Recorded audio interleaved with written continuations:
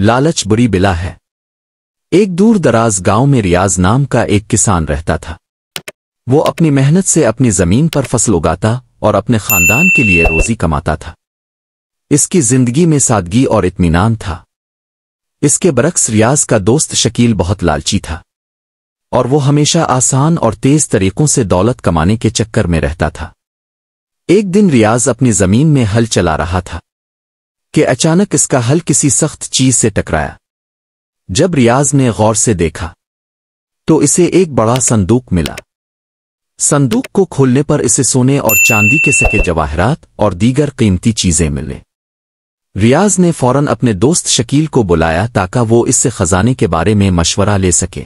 شکیل نے خزانے کو دیکھتے ہی لالچ میں آ کر کہا، ریاض ہمیں یہ خزانہ آدھا آدھا بانٹ لینا چاہیے۔ ریاض نے شکیل کی بات مان لی اور خزانے کو برابر بانٹنے کا وعدہ کیا۔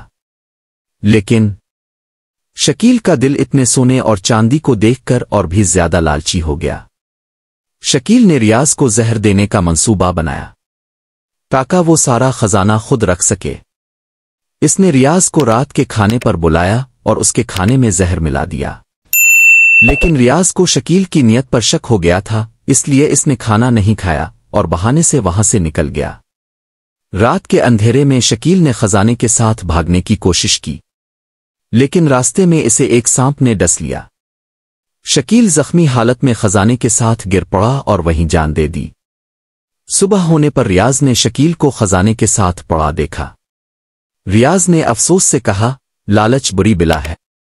شکیل، اگر تم لالچ نہ کرتے تو ہم دونوں یہ خزانہ خوشی خوشی بانٹ سکتے تھے۔ ریاض نے وہ خزانہ گاؤں کے فلاح و بہبود کے کاموں میں لگا دیا۔ اس نے گاؤں میں ایک اسکول اور ہسپتال بنوایا تاکہ سب کی مدد ہو سکے۔ اس کہانی سے گاؤں کے لوگ بھی یہ سبق سیکھ گئے کہ لالچ سے صرف نقصان ہوتا ہے اور ایمانداری اور سخاوت ہی اصل دولت ہے۔ تو پیارے بچوں، دیکھا آپ نے کہ لالچ ہمیشہ نقصان دہ ہوتا ہے۔ ایمانداری اور سخاوت سے ہی حقیقی خوشی ملتی ہے۔